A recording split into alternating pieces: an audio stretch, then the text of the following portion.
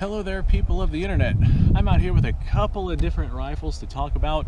One of them I don't really have any issues with, but that's because surplus ammo is not really something that I come across for it. That's a 7mm, and for the most part, all the 7mm I fire is modern production or loaded by myself. But another rifle that I have out here is this number 1 Mark III Lee Enfield rifle. This is an SMLE, short magazine Lee Enfield, chambered in .303 British, and this is one of those rifles where if I'm getting surplus ammunition for it, there's a pretty gosh darn good chance that I'm going to be getting crappy ammunition that won't actually fire. The big issue with getting surplus ammo, it doesn't necessarily have to be surplus ammo, just ammo that was stored in poor condition. The big issue with getting ammo like that is they don't always run all that reliably, meaning you might get duds and hang fires. They might just go click, bang, or just go click, not even fire off. And a lot of that just has to do with storage condition and age. So there's a couple of things that I do with old ammunition that is not in the best of shape and is not giving me the performances that I'm wanting. 303 British is one of those where you get a lot of issues with duds and hang fires from surplus ammo, and that's just the nature of 303 British. Now, I also have a lot of issues with something like 8mm Mauser. There's like Egyptian stuff and Ethiopian stuff and various 8mm Mauser cartridges from all around the world where you just don't get reliable detonation. And what I mean by that, if you still have no idea what I'm talking about, oh nice, got a little bit of gun oil on this thing. If you still have no idea what I'm talking about, if you cycle around into your rifle and you pull the trigger, and it just goes click like that and doesn't actually go bang despite the fact that you have a round inside of the chamber, that is indicative of poor ammunition, or rather old ammunition that maybe hasn't been stored properly, etc., etc. Typically, whenever it was new, it was pretty good ammunition, but now here we are like 80 years later, and it's no longer going to be the case. So if you do get yourself old ammunition that is just not firing and not working properly, there's a couple of things that you can do. As a matter of fact, this right here is essentially what I do.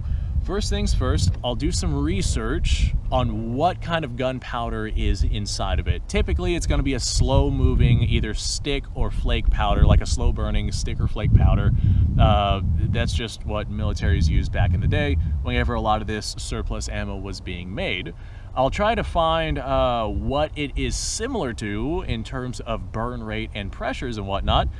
This way I can use that powder, assuming that the powder has not degraded. I could use that powder for reloading purposes. I'll pull the bullets and I'll use those for reloading purposes as well.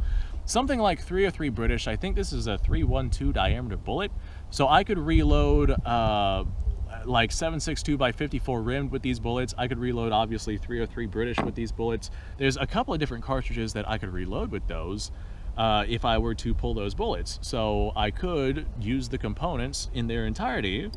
Now, a lot of people ask me, could you use those things in like a modern shell with a modern primer and get reliable detonation? And for the most part, yeah, not unless your powder has degraded. But that's mostly what I do if I get ammunition that is not running properly. I will get modern brass that has Boxer Prime inside of it versus most of your surplus, which is going to be Berdan Prime. But that modern Boxer primer will ensure proper, reliable detonation. Typically, your ammunition, whenever you're having issues with duds and hang fires, 90% of the time it's going to be the fault of the primer.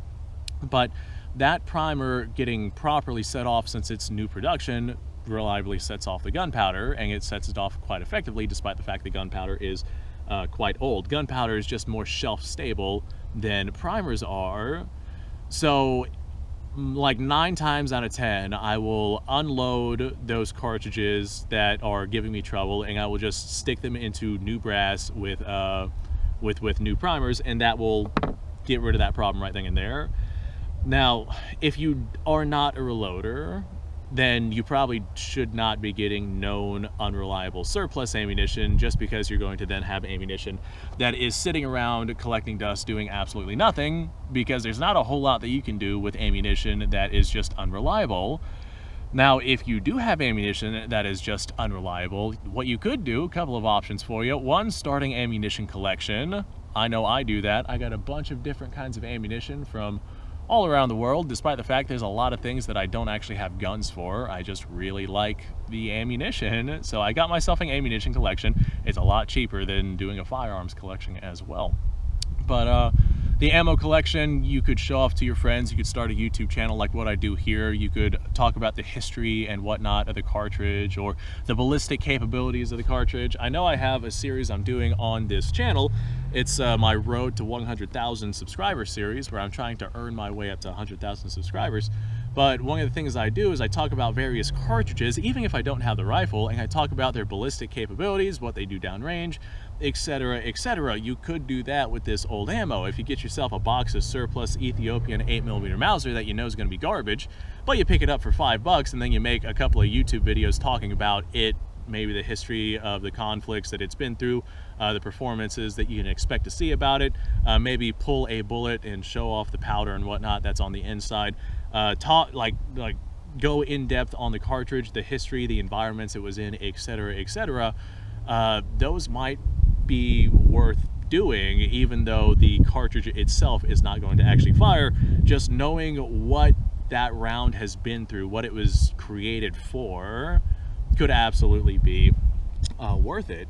Now, if you are in the surplus game and you are getting a bunch of surplus ammo and maybe have a bunch of surplus ammo that you know is garbage, you might want to look into reloading, because that's a lot of like reloading components there that are just kind of going to waste. Like, you spent the money on the ammo, you may as well use the ammo. So speaking of, I have some 303 British ammunition here. Is that oil or is that the stock's finish melting away? I have some 303 British here. We may as well send this through the rifle. This is actually modern production stuff. I think it is Winchester.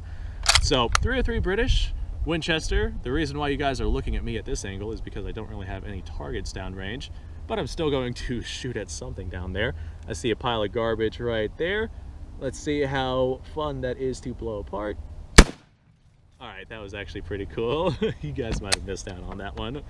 But as you see with this modern production ammo, I pull the trigger, it goes bang, no issues whatsoever, in comparison to some other kind of 303, which might have given us some problems, or it older, or more degraded, or having some kind of reliability issue with it.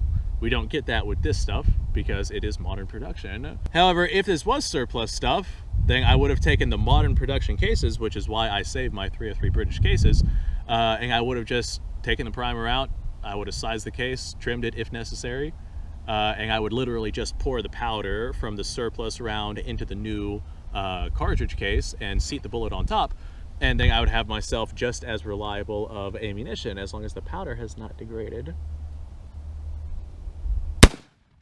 Nice. Actually, that was a pretty long shot downrange. It didn't really do anything. It kind of hit what looks like a cardboard box down there. But there we go. There's a couple of rounds of our 303 British. I wanted to make this video because I get quite a few questions about this topic, actually. Hey, I got this surplus XYZ ammo and it's garbage and I can't actually use it. What do I do with it? Well, now you know. You got yourself some options.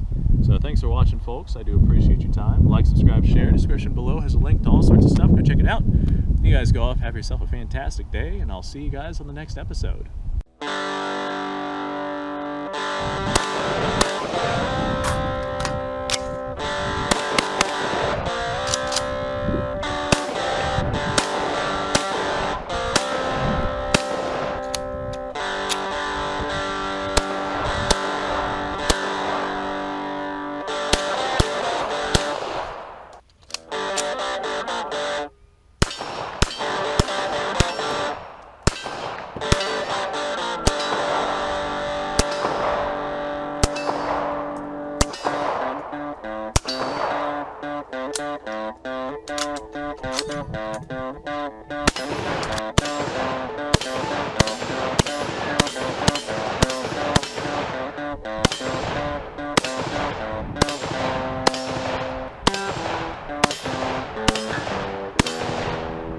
Been a little while since I've done this.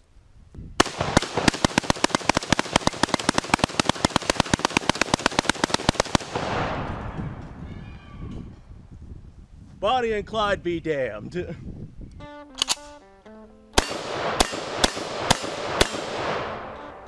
poor man's Garen.